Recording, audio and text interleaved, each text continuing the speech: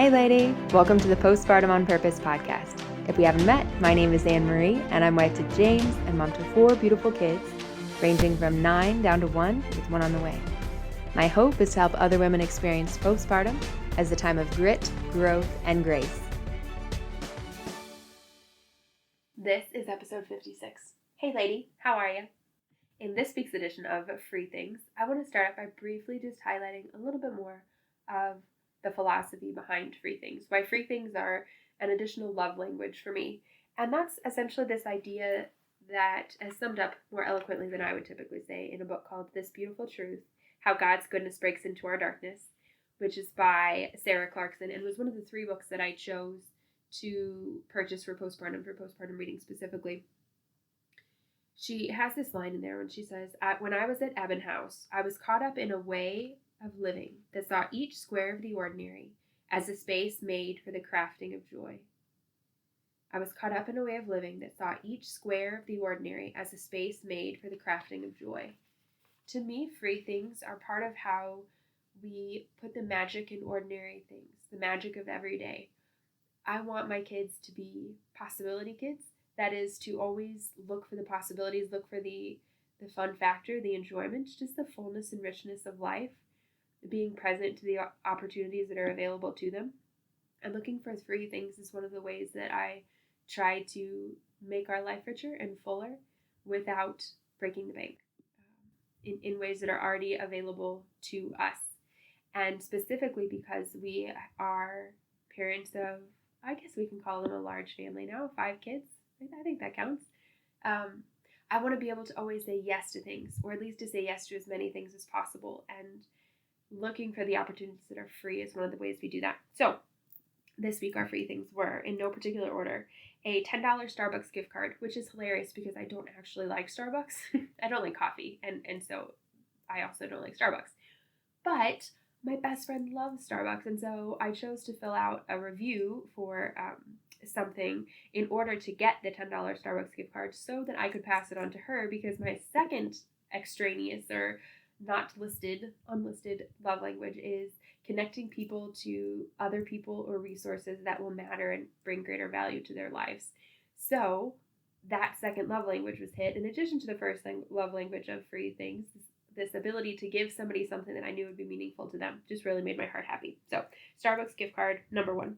5-count of nuggets from Chick-fil-A. Totally unexpected, but I got an email that said, free 5-count nuggets on us. You betcha it'll be on you. Thank you a million. Way to go, Chick-fil-A.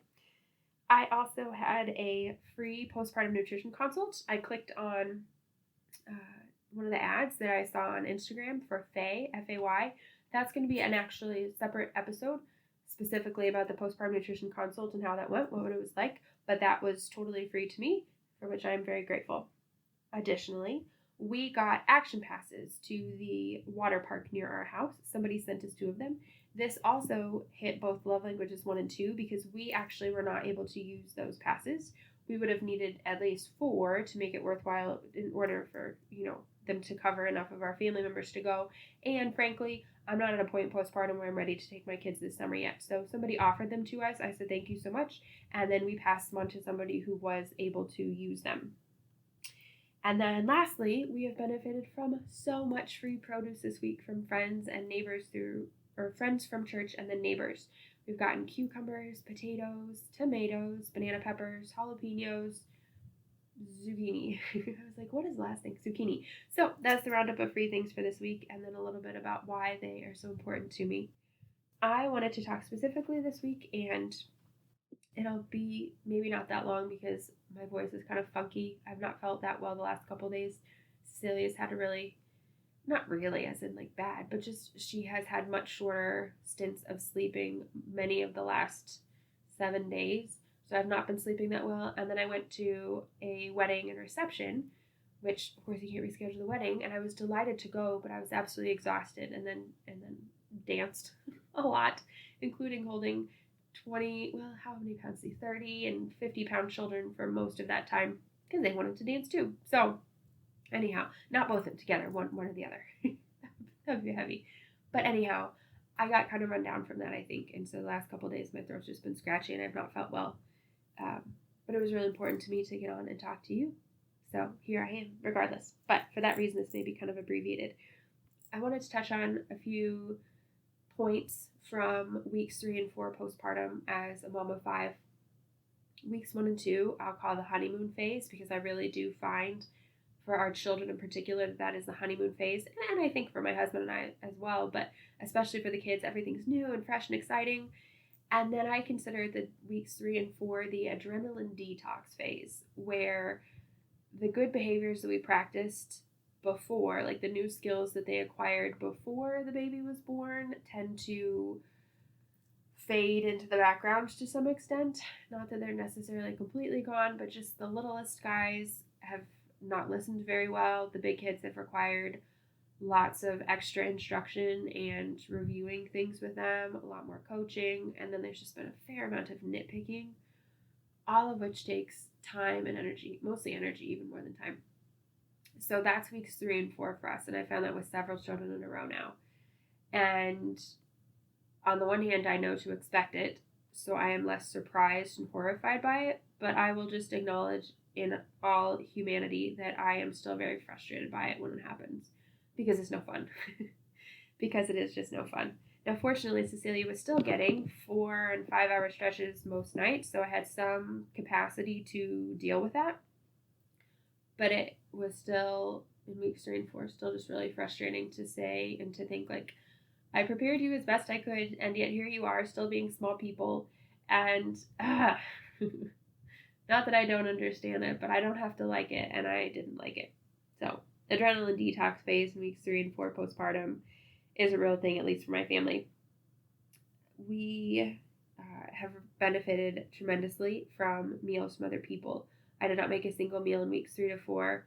I think I made granola maybe to serve as breakfast for my 3-year-old, because he eats granola with milk or granola with yogurt every single morning. So I'm pretty sure I made granola for him, but I think that was the only thing. We were so very fortunate to receive, to benefit from the generosity of other people. So I can't speak highly enough for having a meal train set up for you, because it's just such a gift while you're adjusting to all these other factors, the new baby, but then also the dynamics that are created by the new baby in the household, who, just to put this in, nobody is upset about her coming. All of my kids are over the moon about her, especially the 2 little boys. My son, who will be 2 in a week, and then my son, who's 3.5. They are thrilled, delighted, and absolutely in love with her. So it is not the case that they are jealous of the new baby. That's not, nobody's throwing or hitting things or anything, like throwing things or hitting her. They're thrilled she's here, but the behavior is coming out in these other ways as well. So I just wanted to maybe add that in case that wasn't clear. Meals. Yes. Okay, so between weeks 3 and 4, I wrote down these notes because I am now 7 weeks postpartum as of today, and if I didn't write these things down, I would have no recollection of them. Except maybe after recording that episode and thinking, like, gosh darn it, I meant to say that. But during weeks 3 to 4, I learned the difference between deductible and out-of-pocket max for insurance. It took me 53 minutes on the phone, some of which was on hold time, but a lot of which was just working through things with the lady, who was very kind. I appreciate that very much about her, but she was with Blue Cross Blue Shield of Illinois. I believe that what I'm saying is accurate for all insurances. I don't think this is just specific to mine. But what I learned was, even though I had met my deductible, but then I had also met my out-of-pocket max through insurance with the hospitalization to give birth to Cecilia, once I hit my deductible, I was no longer contributing to the family's deductible. So just to give you actual numbers to work with in case it's easier to wrap your head around and apply to your own situation. My individual deductible is $3,300. My family deductible is $6,600. My out-of-pocket max is an individual $6,000. And I met both the deductible and the out-of-pocket max on this hospitalization. However, once I met my $3,300 deductible, all of my expenses after that did not count towards the family deductible anymore. So we still have $3,300 to go, or had, even after my hospitalization, even though I had more expenses than that, because once I met my personal deductible, those expenses no longer counted towards the family deductible. They only counted towards my family towards my out-of-pocket max. and my family's out-of-pocket max. And then once I hit my out-of-pocket max, $6,000, none of my expenses count towards our family out-of-pocket max after that. So that was discouraging. And you might be thinking, duh. I didn't know that. I didn't know those things. I didn't know that once you hit your own deductible that you were no longer any of your expenses going towards your family's deductible, that you were sort of off the island in that way. And same thing with out-of-pocket max. I did not understand that until now, but now I do. Also, there was a snafu with a well child visit getting a bill for that. I was not expecting that, but I saw that we had been billed for her well child check at 4 days old. We went in just to like usually we do one the day after the baby's born and then one at 1 week. So I guess it must have been the 1 week one. And those are both well child preventative care checkup visits. So they shouldn't be billed for. But for some reason, the way that it was coded this time, we were going to be billed $176, whatever, because once again, we had not met our family deductible at that point. And yes, we could have applied financial aid towards it because, like I've talked about previously, we qualify for financial aid. But we ought not to have paid anything for that visit. And so I sent a message to the portal to the pediatrician's office and just said, hey, can you clarify this for me? My understanding is that ought to be free because it's a well child check. And they wrote back and essentially said, yeah, it was mostly just a problem with the coding, and they were able to recode it so that we will not be charged for it. It will be considered as a well child visit. So just as a friendly reminder, especially if you're in the thick of things, right? And you're in those early weeks postpartum and there are perhaps a lot of bills coming at you from one place or another, the doctor, the OB, your midwife, your nursery bill, labs, maybe if you had imaging, radiology bill, just what have you. If something is being billed to you that you think maybe ought not to be, it takes 2 minutes to sign into the portal or to make a phone call. Well, phone call might take longer than that. But it should not take a terribly long amount of time to just quickly say, hey, is this right? And if it's not, then great, they can fix it and you can move on with your day. I did have one chiropractor visit during weeks 3 and 4 for some of the same pains, which is annoying. Some of the same pains I had while pregnant. Not as much, but like still right lower back, right hip, and right knee pain on the outside of my knee, which is, I was told, sacroiliac SI joint pain. And it didn't really do much, honestly. Excuse me. It really didn't do much. When I talked to the pelvic floor therapist, which I guess I'm getting ahead of myself because I didn't go see her until week 6, but when I talked to her, she said that the relaxin is so strong in the system when you're breastfeeding in particular in these first months postpartum that you can have an adjustment and oftentimes you're just going to slip right back into the same. She didn't use the word subluxations, but I know in the chiropractic world they do. Essentially, you're going to slip right back into the way you were before because everything is super loose. So I suppose that wasn't a big surprise, but I will say that it was a disappointment. Something else I wanted to bring up was excessive bleeding. Actually, I experienced an uptick in bleeding quite substantially on day 10, and I went into the office around day 14 for an ultrasound because I had passed a very significant clot, actually. It was about 3 inches long and 2 inches wide, and day 13, I think. At day 13, you ought to be starting to taper, right? Certainly not to be picking up in intensity and bright red blood. Went into the office, had the ultrasound. The doctor said it doesn't look like retained placenta. It's presumably just more blood and clots that have not been cleared out yet. She offered me Cytotec, which is a pill I could take, and I am familiar with Cytotec because it is used sometimes to manage miscarriage and is also used for early abortions. And one of the side effects of it, like the reason they give it, is to cause uterine contractions. But one of the potential problems from it is hemorrhaging.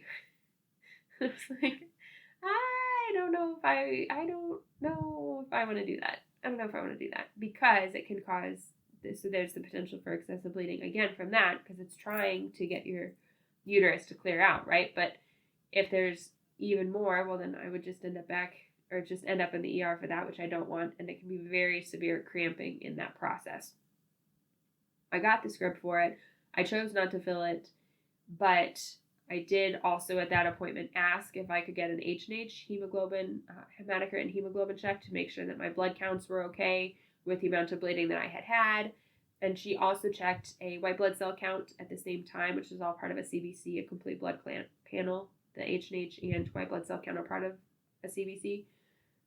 The white blood cell count would have given us a potential indicator if it was retained placenta, and if it was causing or beginning to cause infection, that would cause a white blood cell count to be elevated. So mine was totally normal, and my H&H, the hematocrit and hemoglobin, was normal as well. So I had knowledge enough to consider myself, to know that I was stable and to say, okay, I've got some wiggle room here to let this bleeding get under control, hopefully the next couple of days before potentially taking the Cytotec.